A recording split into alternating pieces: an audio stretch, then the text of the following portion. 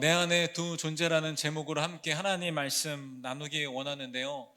꽤 오래전에 유행했던 한 가지 뮤지컬이 있었는데 그 뮤지컬의 제목이 지킬 앤 하이드라는 그런 뮤지컬이었습니다. 이 뮤지컬이 인기가 많았던 이유가 여러 가지 있었지만 그 중에 한 가지는 이 스토리가 참 좋았기 때문이라고 생각하는데요. 제가 보지 않은 여러분들을 위해서 간략하게 스토리를 얘기해 드리면, 이 지킬이라는 주인공이 있었는데 이 사람이 박사였습니다. 그런데 지킬의 아빠가 정신질환을 겪게 돼서 이 아빠의 정신질환을 고치기 위해서 자신한테 실험을 하게 되는데요. 이 실험의 결과로 지킬 안에 또 다른 자아가 생기게 되었던 거죠. 그 자아 이름을 하이드라고 표현합니다. 그래서 이 사람은 한 몸인데 이 몸 안에 두 자아인 지킬과 하이드의 그런 여러 가지 문제들을 겪게 되는 거죠. 그러다가 여러 사건들을 겪고 결국은 죽게 되면서 이 뮤지컬이 끝나게 되는 그런 내용이었습니다. 그런데 제가 유심히 생각해 본 부분은 뭐냐면, 이 뮤지컬의 스토리가 아니라 이 뮤지컬에 나온 이중인격이라는 주제에 대해서 스스로 한번 고민해 보게 되었는데요. 제가 발견한 사실은 뭐냐면, 이 정도까지 극단적은 아니지만 저를 포함한 대다수의 사람의 삶 가운데는 이중적인 모습이 존재한다는 것을 제가 발견하게 되었습니다. 제 스스로 발견한 저의 이중적인 모습을 얘기해 드리면요, 여러분, 저는 아시는 분은 알겠지만 말도 빠르고 성격도 빠르고 엄청 빠르거든요. 그런데 그와 동시에 어느 순간에는 지나칠 정도로 게으르고 느리게 생각하고 행동하는 그런 이중적인 모습이 제 안에 있는 것을 발견하게 되었습니다. 또 여러분, 저는 사실은 되게 이성적인 스타일의 사람인데요, 이런 저도 어떤 순간이 되면 지나치게 감정적으로 변하는 저의 모습을 보게 된다는 것이죠. 또한 저는 장난기가 많을 때도 있고 어쩔 때는 또 너무 진지하고 정색할 때도 있는 이런 이중적인 모습이 있는 것을 발견하게 되었습니다. 그런데 단연코 아마 저뿐만 아니라 여기 계신 대부분의 분들도 저와 같은 이 우리 안에 이중적인 모습이 있는 것에 대해서 경험했을 거라고 생각하는데요. 그런데 제가 말하고 싶은 부분은 이 부분이 아니라, 이런 개인적인 성향의 이중성이 아니라 예수 그리스도를 믿는 우리 안에도 이중적인 모습이 분명하게 존재하는 것을 우리가 알 수 있다는 사실입니다. 먼저 우리 안에는 예수님을 정말 사랑하는 마음이 다들 있을 거라고 생각합니다. 그리고 예수님을 사랑하다 보니까 당연히 말씀대로 살고 싶고 예수님 닮고 싶은 마음들이 다들 있을 거라고 생각합니다. 그런데 우리 안에는 정말 신기하게 또 다른 자아가 우리 안에 공존하는 것을 느낄 수 있는데, 이 두 번째 자아는 첫 번째 자아는 완전히 다르게 내 멋대로 살고 싶고 죄 편하게 짓고 싶고 주님보다 내가 훨씬 중요하다고 생각하는 이기적이고 죄악된 모습이 우리 안에 똑같이 공존하고 있다는 거죠. 그래서 우리의 삶을 보면 이 두 가지 마음이 계속해서 싸우고 있습니다. 주님을 너무나 사랑하는 마음, 그리고 죄를 너무나 사랑하는 이 이중적인 마음이 계속해서 우리 안에 내면의 전쟁을 하고 있는 중인 것이죠. 그런데 중요한 것은, 이러한 내 안의 두 존재의 싸움에서 더 큰 문제는 뭐냐면, 이 싸움에서 패배해서 내 멋대로 살아가는 삶의 결과도 진짜 큰 문제인데요, 더 큰 문제는 그렇게 삶의 싸움의 실패를 경험하고 내 안에 두 존재의 전쟁을 경험하게 되다가 결국 우리는 자기 비하와 정죄감, 죄책감에 함몰되게 될 수 있다는 사실입니다. 그렇게 주님 뜻대로 살지 못하는 삶의 시간이 반복되다 보면 정죄감이 계속 들게 되는데요, 이것을 통해서 결국 우리의 삶 가운데 소망을 잃어버리게 되고 실패와 절망으로 빠지게 되는 경우가 있다는 사실이죠. 제 생각에 이러한 고민, 아마 그리스도인이라면 다들 한 번쯤은 고민해 봤을 거라고 생각합니다.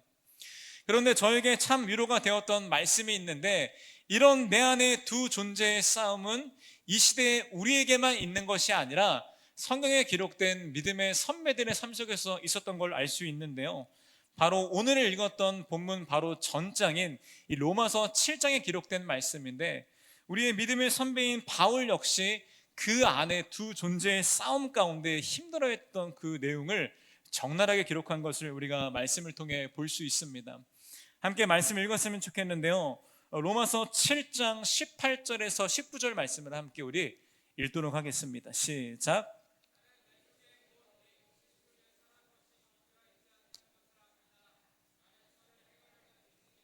그것을 실행하지는 않으니 말입니다. 나는 내가 원하는 선한 일은 하지 않고 도리어 원하지 않는 악한 일을 합니다. 아멘. 다시 말하면 바울도 우리와 똑같이 삶 속에서 정말 주님 뜻대로 살고 싶고 주님을 사랑하는 마음이 너무나 가득한 사람이었는데, 이와 완전히 반대로 자신 안에는 이 죄를 너무나 사랑하고 하나님 말씀대로 살고 싶지 않아 하는 또 다른 존재가 있다는 것을 깨닫게 되었죠. 그리고 바울은 이 안에 두 존재가 치열하게 싸우는 전쟁 속에서 한탄하며 이런 고백을 드렸는데요. 로마서 7장 24절 말씀인데 우리 말씀 함께 같이 읽도록 하겠습니다. 시작. 나는 비참한 사람입니다. 누가 이 죽음의 몸에서 나를 건져 주겠습니까? 아멘. 여러분, 이런 바울의 처절한 고백이 우리에게 너무나 큰 위로와 공감이 되지 않습니까? 아마 정말 주님을 사랑하시는 분들이면 이런 치열한 전쟁 속에서 이런 바울과 똑같은 고백을 다들 해봤을 거라고 생각합니다. 맨날 죄에 빠져지고 두 존재와의 싸움에서 말씀보다 내 욕심을 따라 살아가는 삶이 반복됐을 때 우리 안에 터져나오는 고백이 바로 이것 아니겠습니까? 나는 비참한 사람입니다. 누가 이 죽음의 몸에서 나를 건져 주겠습니까? 라는 고백을 우리 삶 가운데 계속 하게 된다는 거죠. 그러나 너무나 감사한 것은 이 로마서 7장 말씀의 끝이 이렇게 끝이 나는 게 아니라 이 반전의 내용으로 끝이 나게 되는데요. 이 바울은 자신 안에 두 존재의 치열한 싸움 끝에 패배한 것이 아니라 승리하게 하시는 예수 그리스도의 십자가 복음의 능력을 경험하게 됩니다. 그리고 바울은 이어서 승리하게 하신 예수님께 감사의 고백을 올려드리게 되는데요. 그 말씀이 25절 상반절 말씀인데 함께 읽도록 하겠습니다. 시작. 우리 주 예수 그리스도를 통하여 나를 건져주신 하나님께 감사를 드립니다. 아멘. 제가 바라는 것은 우리 모두가 오늘 말씀을 통해서 우리 안에 있는 두 존재의 싸움에서 승리케 하시는 예수 그리스도의 십자가의 능력을 경험하게 되기를 간절히 바라고, 그로 인해서 주님께 감사를 올려드리게 되기를 진심으로 축복합니다. 오늘 함께 말씀을 통해 나눌 주제는 이 내 안에 또 다른 존재와의 싸움에서 승리하는 방법, 다르게 표현하면 죄와의 싸움에서 승리하게 될 방법에 대해서 이 본문을 근거로 함께 말씀을 나누기를 원합니다. 첫 번째, 이 죄와의 싸움에 승리하는 방법인데요, 첫 번째는 바로 예수님께서 우리의 죄의 값을 모두 지불해 주셨다는 것을 우리가 기억해야 한다는 것입니다. 다시 말하면 정죄감과 죄책감을 갖지 않기 위해서, 그리고 죄와의 싸움에 승리하기 위해서 예수님께서 우리의 모든 죄에 대한 문제에 대한 값을 다 지불해 주셨다는 것을 우리가 알아야 하고 그것을 마음에 기억해야 한다는 사실이죠. 그 사실이 오늘 본문인 로마서 8장 1절에 기록되어 있는데요, 1절 말씀을 함께 같이 읽도록 하겠습니다. 시작. 그러므로 그리스도 예수 안에 있는 사람들은 정죄를 받지 않습니다. 아멘. 말씀의 내용이 이겁니다. 예수 그리스도 안에 우리가 있다면 우리에게는 아무런 정죄함이 없다고 바울이 선언하고 있는 것입니다. 우리가 집중해 볼 단어가 있는데요, 그 단어는 바로 이 정죄함이라는 단어인데요, 이 정죄함이라는 단어는 헬라어로 카타크리마라는 단어를 쓰고 있습니다. 이 단어의 뜻은 좀 특별한데, 이 단어는 주로 일반 생활에 쓰이는 단어가 아니라 법정에서 쓰이는 단어인데요, 이 단어의 뜻은 이 법정에서 죄에 대한 형벌과 선고, 그리고 이 형벌의 선고에 이어서 오는 모든 처벌까지 포함한 단어가 바로 카타크리마, 즉 이 정죄함이라는 단어입니다. 그렇게 해석해 보면 이 바울이 1절에 선포하고 있는 정죄함이 그리스도 안에서 없다라고 선포한 내용의 뜻은 뭐냐면, 우리가 예수님 믿고 예수님 안에 거하게 되면 우리는 죄와 아무런 상관이 없는 존재가 되었다라는 것을 의미하는 내용이라는 거죠. 이어서 8장 2절에서는 우리가 죄와 상관이 없는 존재가 된 이유에 대해서 설명하고 있는데요, 8장 2절 말씀도 함께 같이 읽도록 하겠습니다. 시작. 그것은 그리스도 예수 안에서 생명을 누리게 하는 성령의 법이 당신을 죄와 죽음의 법에서 해방하여 주었기 때문입니다. 아멘. 여러분, 쉽게 말하면 우리 가운데 정죄함이 없게 된 이유는 우리가 치러야 할 모든 죄의 값을 예수님께서 십자가에서 다 치러 주셨기 때문입니다. 더 나아가서 우리를 얽어매던 이 죄와 죽음의 법에서 성령의 새로운 법이 우리 가운데 찾아오게 되어서 우리가 완전히 해방하게 되었다는 거죠. 정리하면 죄의 값을 예수님이 치러 주었기 때문에 우리는 해방과 자유함을 누릴 수 있게 되었다는 겁니다. 그런데 이렇게 말하면 뭔 말이야 라고 생각하는 분이 있을 수 있으니까 제가 예화를 하나 드리기 원하는데요, 이 예화는 예전에 미국의 템 켈러 목사님이 설교 가운데 사용했던 그런 예시인데요, 어떤 이야기 속에 한 아이가 있다고 생각합시다. 이 아이가 학교 끝나고 집에 가는 골목이 있는데 이 골목에 슈퍼가 있었던 거죠. 이 아이는 학교를 가던 학원을 가던 친구를 만나도 항상 그 골목의 슈퍼를 지나가야만 했었습니다. 그런데 어느 날 아이가 그 골목을 지나가는데 슈퍼 앞에 섰는데요, 너무나 배가 고픈 거죠. 그래서 지갑을 보니까 돈이 하나도 없는 거예요. 그런데 이 아주머니와 워낙 잘 아는 사이니까 속된 말로 이 아이가 이 아주머니와 이런 쇼부 결판을 내서 협상을 하는 겁니다. 아주머니, 제가 내일 돈을 반드시 드릴 테니까 이 빵을 혹시 저에게 외상으로 줄 수 있을까요? 라고 부탁을 드렸던 거죠. 근데 아주머니도 이 아이를 항상 보던 아이니까 흔쾌히 외상으로 빵을 주게 됩니다. 그래서 10,000원어치 빵을 이 아이가 엄청 허겁지겁 먹게 되었던 거죠. 그리고 집에 돌아갔는데요, 아이가 뒤늦게 깨달은 사실이 뭐냐면, 사실 이 아이의 용돈을 받는 날이 오기까지는 거의 한 달이 남은 상황이었다는 거죠. 다시 말하면 이 아이는 이 10,000원의 외상을 갚을 능력이 없는 상황이라는 것을 뒤늦게 인지하게 되었습니다. 그 뒤에 아이가 어떻게 했을까요? 학원 갈 때도 슈퍼를 지나가야 되고, 학교 갈 때도 슈퍼를 지나가야 되고, 친구랑 약속 갈 때도 슈퍼를 지나가야 되는데, 이 아주머니한테 걸릴까봐, 아주머니가 정죄하고 뭐라 할까봐 무서워서 계속 모자를 눌러 쓰고 이 구석을 골목을 다니면서 이렇게 두려움 가운데 피해 다녔다는 거죠. 그런데 안타까운 것은 일주일 뒤에 그 아이가 결국 아주머니에게 걸리게 됩니다. 그래서 아이는 변명을 하죠. 아주머니 죄송합니다 하는데 그 아주머니가 너무 의아하게 왜? 사실은 며칠 전에 너네 아버지가 슈퍼에 들렀었는데 그때 이 돈 10,000원 빚진 것을 듣고 아버지가 다 갚아주셨어 라고 아주머니가 아이에게 이야기했던 거죠.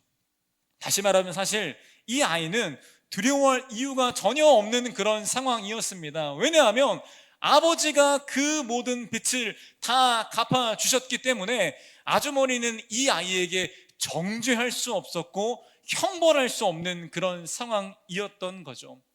그래서 이후에 이 아이는 그 사실을 알게 되었을 때 슈퍼 앞을 지나갈 때에도 이전과 같이 두려워하고 떠는 것이 아니라 자유와 기쁨과 해방감 안에서 뛰어다니면서 슈퍼 앞을 지나게 되었다는 거죠.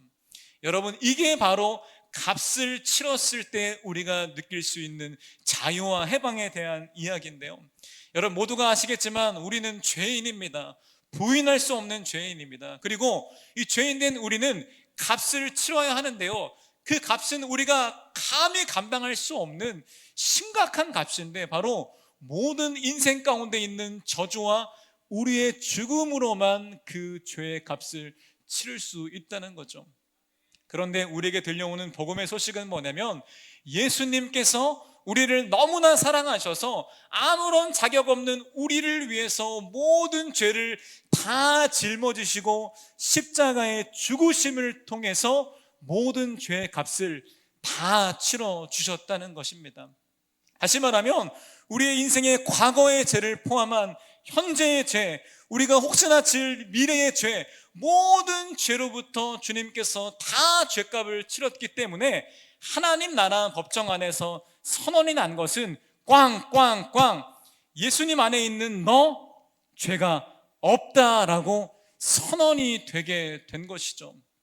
조금 세게 말하면 여기 있는 우리가 지금 죄를 짓는다 하더라도, 혹여나 내일 우리가 죄를 짓는다 하더라도 예수 그리스도 안에 있으면 우리 안에는 정죄함이 없다는 사실입니다. 그런데 안타까운 것은 이렇게 죄에서 우리를 자유케 하신 이 십자가의 복음에 대해서 잘못 오해해서 이것들을 남용하는 경우가 나오기 시작하는데요. 보통 두 가지 잘못된 극단적인 반응을 보이는 경우가 있습니다.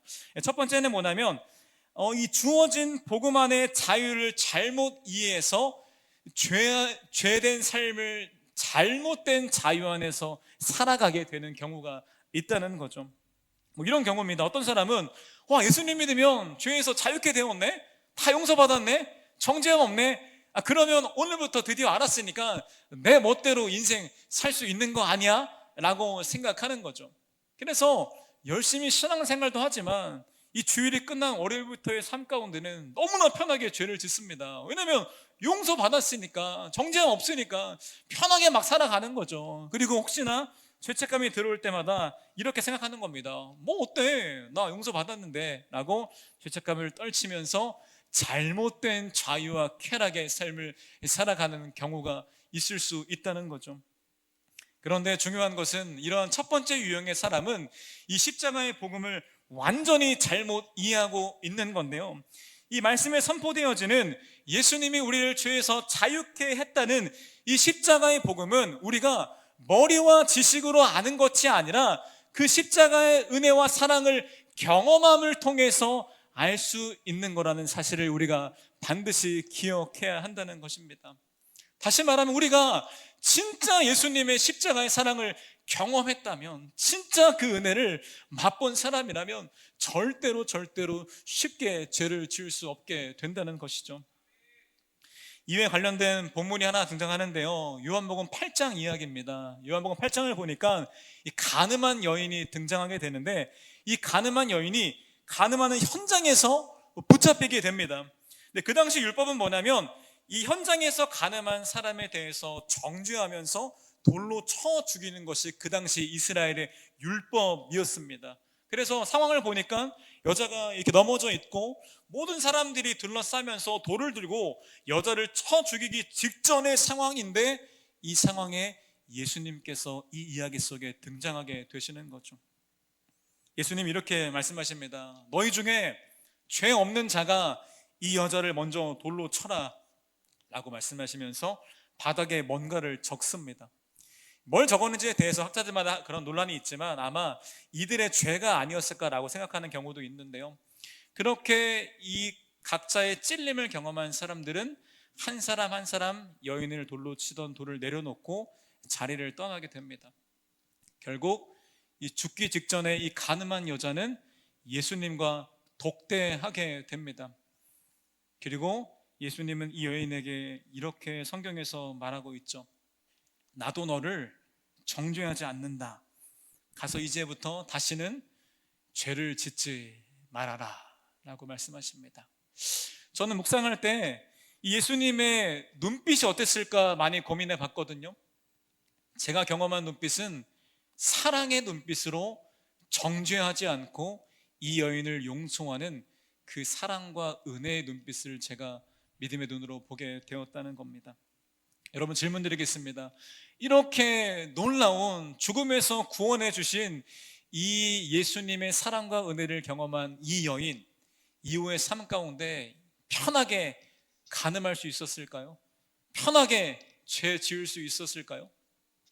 연약한 여인이기 때문에 죄에 넘어질 때는 있었겠지만 확언하건대 그 주님의 사랑과 은혜를 경험했었기 때문에 결단코 이 여인은 쉽게 자신의 선택과 의지로 죄를 짓지 못했을 것입니다. 죄를 지을 그 순간마다 예수님의 음성을 떠올리며 다시는 죄를 짓지 말아라, 나도 너를 정죄하지 않는다라는 말씀의 내용을 기억하면서 끝까지 죄와 싸웠을 것이라는 거죠. 왜냐하면 이 여인은 진짜 주님의 은혜와 사랑을 경험했기 때문입니다. 여러분, 이와 마찬가지로 여기 계신 우리가 진짜 우리를 위해서 십자가에 죽고 부활하신 예수 그리스도의 사랑을 한 번이라도 경험했다면, 여기 모인 우리가 진짜 십자가를 통해서 우리의 죄가 다 용서받았을 뿐만 아니라 우리가 정말 죄에서 완전히 자유케 해방되었음을 믿는다면, 더 나아가서 그 예수님이 우리 삶 가운데 구원자여 주님인 것을 우리가 믿는다고 고백한다면, 우리가 넘어질지언정 어떻게 죄를 선택해서 자유롭게 지을 수 있겠습니까? 다시 말하면 예수님의 십자가의 복음의 사랑을 진짜 경험한 사람들은 넘어질지언정 우리의 자유 안에서 죄를 선택할 수는 없게 된다는 겁니다. 다음으로 복음에 대해 잘못 이해하는 두 번째 부류의 사람이 있는데, 이 두 번째 부류의 사람은 뭐냐면 지나치게 말씀이 아닌 감정에 집중하는 사람이 있다는 겁니다. 다시 말하면 너무 감정에만 집중해서 정죄감에 계속 매어서 살아가는 거죠. 여러분, 기억해야 할 것은 우리가 믿음 안에서 말씀의 약속으로 그리스도 안에 정죄함이 없게 되었지만 사탄은 여전히 우리의 감정을 이용해서 공격하게 되는데요, 그 방법이 뭐냐면 우리 감정 가운데는 여전히 죄책감과 정죄감을 계속해서 느끼게 하는 겁니다.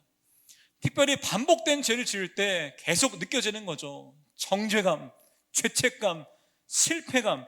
그래서 이런 감정과 느낌에 집중하다 보니 정죄감에 빠지게 되어 어느새 복음의 능력을 점점 잊고 살아가게 되고요, 더 나아가서는 이런 정죄감이 힘들어서 교회를 떠나게 되는 경우도 있다는 겁니다. 실제 제 지인의 이야기인데요, 제가 한국에서 신학대학교를 다닐 때 함께 동기가 있었습니다. 근데 제일 친한 친구들은 아닌데 꽤 친했던 친구인데, 이 친구는 주님을 사랑하고 열정이 있는 그런 좋은 친구였습니다. 그런데 제가 군대를 다녀왔는데 그 친구가 자퇴를 했다는 소문을 듣게 된 거죠. 제가 바로 찾아갔습니다. 친구한테 친구야, 왜 뭔 일 있었어? 물어보니까 그 친구가 송기기를 꺼내는데요, 이 친구에게는 끊어지지 않는 반복된 죄가 있었습니다. 그런데 정죄감이 너무 심했던 거죠. 그래서 이겨내보려고 싸워봤지만 이 정죄감에 완전히 매몰되어 버려서 차라리 하나님과 세상과 중간에 있기 때문에 힘든 거라면 차라리 하나님을 포기해 버려야겠다라고 생각해서 교회를 그만두고 신학교를 그만두고 아예 믿음을 저버리게 되었다는 겁니다. 여러분, 다시 말하면 정죄감의 문제, 작은 것 같지만 이것들을 해결하지 못한다면 우리의 삶을 완전히 무너뜨릴 정도의 그런 무서운 것이 바로 정죄감이 될 수 있다는 거죠. 아마 사람마다 종류와 크기는 다를 수 있겠지만 반복된 죄가 있을 거라고 생각합니다. 그리고 대부분의 사람들은 그 안에 정죄의 감정, 정죄를 느낄 거라고 생각합니다. 아무리 결단했지만 여전히 변하지 않는 나를 봤을 때, 계속 결단했지만 반복된 죄에 넘어졌을 때 우리 안에 이러한 사탄의 거짓된 목소리가 들리게 되는 거죠. 야, 너처럼 반복된 죄를 짓는 사람 하나님의 자녀 아니야. 너같이 이중적인 가시적인 사람 하나님의 사랑받는 사람 아니야. 주님도 이렇게 죄 열심히 짓는 너를 더 이상 사랑하지 않아. 너를 더 이상 용서하지 않을 거야 라는 사탄의 정죄감 가득한 목소리가 우리의 마음의 귀에 들리게 된다는 거죠. 여러분, 그러나 우리가 기억해야 할 것은 뭐냐면 우리를 향한 그 십자가의 복음의 능력, 우리를 향한 십자가의 사랑은 우리의 연약함과 우리의 모든 죄보다 훨씬 더 능력 있고 훨씬 더 뛰어나다는 사실을 우리가 반드시 기억해야 할 것입니다. 다시 말하면 우리가 반복해서 죄를 짓는 그 순간에는 정죄감에 빠져서 넘어져야 하는 순간이 아니라, 그럼에도 우리를 죄에서 자유케 하신, 이렇게 반복해 죄를 지음에도 불구하고 나에게 정죄함 없다고 선포하신 예수 그리스도의 십자가의 은혜를 더 경험할 수 있는 기회가 될 수 있다는 사실이죠. 왜냐하면 우리가 죄에 넘어져서 주님 저 안 돼요, 주님 저 포기해 주세요, 저 놔주세요 라고 고백하는 그 순간에도 예수님은 주님의 사랑의 팔로 우리를 붙드시고 계시기 때문입니다. 그래서 우리는 예수님 안에서 정죄함이 없다는 말씀을 기억하면서 이 반복된 죄를 지었을 때 이렇게 반응해야 하는데요, 과거에는 주님 저 벌할 거예요, 난 주님의 자녀가 아니에요 라는 부정적인 반응을 보였더라면 이제는 이렇게 반응해야 할 겁니다. 주님 저는 또 넘어졌습니다. 주님 저는 죄를 지을 수밖에 없는 절망적인 존재입니다. 그러나 주님 저는 저의 감정보다 주님의 약속을 믿습니다. 주님 그리스도 안에 저는 정죄함이 없다는 그 말씀을 붙잡습니다. 그 정죄함 없다는 자유 안에서 죄와의 싸움을 끝까지 포기하지 않겠습니다라는 결단의 고백을 드리는 것이 바로 성경적인 죄에 대한 반응이 될 수 있다는 사실이죠. 그래서 우리가 정죄함에서 자유케 되기 위해서 해야 할 가장 중요한 훈련은 뭐냐면 우리의 감정이 아니라 말씀의 약속을 바라보는 훈련을 해야 한다는 것입니다.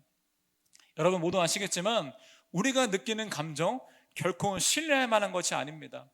저는 사람들에게 감정 기복이 많지 않다라는 평가를 받는 편인데요, 말씀을 준비하면서 또 이전에도 제가 한번 시간을 내서 저의 감정의 흐름을 제가 한번 체크해 봤습니다. 하루에 농담 아니라 수십 번 수백 번 바뀌는 게 저의 감정이더라고요. 다시 말하면 저의 감정은 절대로 신뢰할 수 있는 부분이 아니라는 거죠. 사탄이 계속해서 우리의 감정을 통해서 정죄감을 주고 죄책감을 주고 실패감을 주더라도 그 감정에 집중하는 것이 아니라 우리에게 선포된 말씀, 그리스도 안에서 정죄함이 없다, 너는 죄에서 해방되었다 라는 말씀의 약속을 붙잡고 나아갈 때 우리 가운데 이 정죄함에서 승리할 수 있는 힘을 공급받게 된다는 사실입니다. 네, 다음으로 두 번째 죄와의 싸움에서 승리하는 방법을 함께 나누기 원하는데요, 두 번째입니다. 육신의 일보다 성령의 일을 더 바라보아야 합니다. 육신의 일보다 성령의 일을 더 바라보아야 합니다. 아까 말했던 것처럼 우리는 예수님 안에 있을 때 정죄함이 없지만 여전히 우리는 죄악된 세상에 살고 있습니다. 그리고 우리 안에 죄의 습관을 가지고 있는 육신이 있기 때문에 우리 안에 여전히 치열한 죄와의 싸움이 있는데요, 이 죄와의 싸움을 포기하지 말아야 하는 이유가 뭐냐면 하나님께서 우리에게 약속하신 하나님 나라의 풍성한 수많은 축복들을 누려야 하는데 우리 안에 여전히 죄가 있다면 그것들을 누리지 못하게 방해될 수 있기 때문입니다. 그래서 우리는 반드시 죄와 싸워야 하는 거죠. 그런데 사람들의 실수가 이겁니다. 죄와의 싸움 다 인정하는데요, 죄와의 싸움에만 몰두하다 보니까 지나치게 죄와의 싸움에만 몰두하게 되는 거죠. 예를 들어서 이런 상황입니다. 제 삶 속에 반복되는 죄가 있는데 제가 결단을 한 거죠. 주님, 아침부터 저는 이 반복된 죄를 제가 오늘 절대로 짓지 않겠습니다 결단한 거죠. 하루의 모든 삶 가운데 이 죄를 짓지 않기 위해 치열하게 싸웁니다. 안 지었어. 그리고 안 지면 괜찮은데 또 넘어질 때가 있겠죠. 한 번 넘어지면 나의 모든 생각이 거기 쏠려서 또 정죄감, 실패감을 잔뜩 느끼게 되는 게 우리의 잘못된 죄와의 싸움의 방법이라는 거죠. 다시 말하면 죄와의 싸움에 승리하는 방법은 죄와의 싸움에 집중하는 것이 아니라는 겁니다. 오히려 죄와의 싸움에 승리하기 위해서는 죄와의 싸움이 아니라 성령님의 일하심에 집중해야 한다는 거죠. 여러분 우리가 알아야 할 사실이 있습니다. 뭐냐면 우리는 우리의 어떤 노력을 다해도 우리 삶 가운데 있는 죄를 절대로 끊을 수 없다는 사실입니다. 예를 들어 보겠습니다. 저의 피나는 노력으로 이 죄를 짓지 않게 됐습니다. 그 시간이 길어지면 우리 안에 또 다른 죄가 찾아오는데요. 김줄기, 네 노력으로 이 죄를 절제했어? 너 좀 괜찮은데? 라는 교만의 마음이 또 들어오게 되는 거죠. 다시 말하면 죄라는 것은 다방면으로 있기 때문에 계속 그 굴레 안에서 우리의 힘으로는 절대로 벗어날 수가 없다는 겁니다. 그래서 죄와의 싸움에 승리하는 유일한 방법, 우리의 시선을 바꾸는 건데요, 육신의 일에서, 나의 노력에서, 나의 넘어짐에서 성령님의 일하심으로 우리의 시선을 바꾸는 것이 우리가 바로 죄와 싸워 이길 수 있는 방법이라는 겁니다. 그 사실이 오늘 본문인 로마서 8장 3절 4절에 기록되어 있는데요, 함께 말씀 같이 읽도록 하겠습니다. 시작.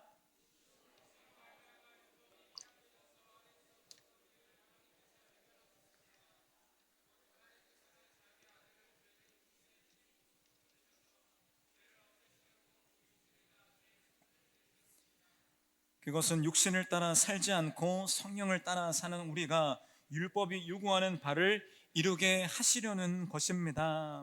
아멘. 육신을 따라 살지 않고 성령을 따라 사는 우리가 율법이 요구하는 그 말씀대로 살아가는 삶의 요구를 다 충족할 수 있게 된다는 그런 마음이죠. 여러분, 근데 문제는 뭐냐면 사탄이 이러한 진리를 너무나 잘 알고 있다는 사실입니다. 그래서 사탄이 우리를 공격하는 관계가 많이 있는데, 그 중에 한 가지 방법이 뭐냐면 바로 우리의 시선을 계속 흔드는 공격을 사용한다는 거죠. 어떤 거냐? 똑같은 상황인데 항상 부정적인 거에만 집중하게 우리의 시선을 바꾸는 겁니다. 너무나 많이 변화했고 너무나 많이 감사한 상황인데 아직 변하지 않는 죄악된 나의 모습만 묵상하게 만들고, 아직 변하지 않는 나만 바라보게 하고, 이 부정적인 것에 우리의 모든 시선을 집중시키게 계속 거짓말하고 공격하고 우리를 유혹하고 있다는 거죠. 그런데 재미있는 것은 이러한 사탄의 관계가 우리에게만 있는 게 아니라 이 창세기부터 시작되는 것을 알 수 있는데요, 창세기 3장 1절의 내용인데, 이 내용이 뭐냐면 이 사탄이 하와와 대화하는 그런 장면입니다. 그런데 이 사탄이 하와에게 이렇게 질문하는 걸 볼 수 있습니다. 제가 읽겠습니다. 사탄의 질문입니다. 하와에게, 하나님이 정말로 너희에게 동산 안에 있는 모든 나무의 열매를 먹지 말라고 말씀하셨느냐라고 질문했던 거죠. 여러분, 이상하지 않으세요? 하나님 명령은 이거였습니다. 아담과 하와에게 다 만든 다음에, 야, 모든 열매 다 먹어. 그런데 선악과 하나만 먹지 마라고 말했는데, 사탄이 하나님 말씀을 교묘하게 바꾸는 거죠. 동산 안에 있는 모든 나무의 열매를 먹지 말라고 말씀하셨어? 라고 사탄이 거짓말을 치고 있는 겁니다. 그때부터 하와의 모든 시선은 하나님이 하지 말라고 한 부정적인 부분의 시선이 꽂히게 되었던 거죠. 그리고 결국 죄에 넘어가서 안타까운 결말을 맞이하게 되었다는 것을 여러분이 다 알 거라고 생각합니다. 지금 이 시대에 우리에게 있는 사탄의 전략도 똑같은데요, 계속해서 하나님 말씀을 왜곡시키고 거짓말해서 우리의 시선을 변화시키려고 합니다. 여전히 성령님 우리 가운데 일하시면서 우리를 변화시키시고 우리 가운데 많은 일들을 행하시는데, 그것들을 보지 못하게 우리의 눈을 계속 가리고 있는 거죠. 그리고 우리 눈앞에 계속 해결되지 않는 나의 문제들, 나의 연약함들, 죄악된 세상을 바라보게 하면서 계속해서 부정적인 육신의 것에 집중하게 만들고, 성령님의 일하심이 있음에도 불구하고 우리의 눈이 가리워져서 그것들을 보지 못하게 지금도 만들고 있다는 겁니다. 그래서 우리가 죄와의 싸움에 승리하는 방법은 뭐냐면, 죄를 끊는 노력에 집중하기보다, 안 되는 거에 집중하기보다 지금도 우리 가운데 역사하시는 성령님의 일하심에 집중하며 바라봐야 한다는 거죠. 이어지는 말씀인데요, 로마서 8장 5절 6절 함께 같이 읽도록 하겠습니다. 시작. 육신을 따라 사는 사람은 생각하나 성령을 따라 사는 사람은, 육신에 속한 생각은 죽음입니다. 그러나 성령에 속한 생각은 생명과 평화입니다. 아멘. 육신에 속한 생각은 죽음입니다. 하지만 성령에 속한 생각은 생명과 평화입니다. 그렇다면 우리가 바라보아야 할 성령님의 생각, 성령님의 일하심은 도대체 무엇일까요? 착하게 살면 될까요? 그런 게 아니라, 성령님은 우리 가운데 수많은 것들로 일하시는데 그 중에 가장 중요한 행하심과 일하심은 바로 우리를 예수 그리스도의 진리 가운데로 이끌어 주신다는 것입니다. 그 말씀이 요한복음 16장 13절에 기록되어 있는데요, 이 말씀 너무나 중요하니까 같이 한번 읽도록 하겠습니다. 시작. 그분 곧 진리의 영이 오시면 그가 너희를 모든 진리 가운데로 인도하실 것이다. 아멘. 성령님이 오시게 되면 우리를 모든 진리 가운데로 인도하게 되는데요, 그 진리가 무엇이냐? 그 진리는 바로 예수 그리스도인데, 예수 그리스도가 우리를 얼마나 사랑하는지 그 높이와 넓이와 깊이를 깨닫게 하는 것이 바로 성령님의 일하심입니다. 그리고 예수 안에서 우리가 얼마나 소중한 존재가 되었는지, 더 나아가서 예수님 안에서 그 사랑하는 예수님을 닮아가게 우리를 변화시키시고 인도하시는 것이 바로 성령님의 일하심이라는 거죠. 그래서 변하지 않는 나의 모습을 육신의 감정과 생각으로 판단하는 것이 아니라 나를 지금도 사랑하시고 붙들어 가시며 나를 인도해 가는 성령님의 일하심을 우리가 계속 발견해 갈 때 우리 삶 가운데 죄와 싸움에서 승리하는 힘을 얻게 되는 것입니다. 근데 진짜 신기한 것은 우리의 삶을 돌아보면서 우리 삶 가운데 성령님의 일하심을 하나씩 찾아보게 되다면요, 우리가 그때는 느끼지 못했지만 정말 너무나 많은 성령님의 일하심을 우리 삶 가운데 반드시 발견할 수 있게 된다는 거죠. 이런 은혜를 경험한 한 사람의 이야기가 있는데요, 유명한 교육학자인 팀 한셀이 자신의 친구와 만난 이야기를 책에 이렇게 기록했습니다. 이 팀 한셀은 교육자인데요, 이 사람은 10년 전에 신실한 그리스도인 친구가 있었는데 각자가 바쁘다 보니까 10년 만에 이 친구를 다시 만나게 되었던 거죠. 그런데 10년 전에 그 친구는 그리스도인이긴 한데 약간 좀 경직된 그리스도인이었거든요. 그런데 10년 뒤에 만나보니까 그 친구가 완전히 변해서 성령 충만하고 기쁨과 자유와 확신 안에 차 있는 모습으로 변해 있었던 겁니다. 그래서 팀 한셀이 궁금해서 이 친구에게 물어봤습니다. 친구야, 도대체 뭔 일이 있었어? 라고 물어봤던 거죠.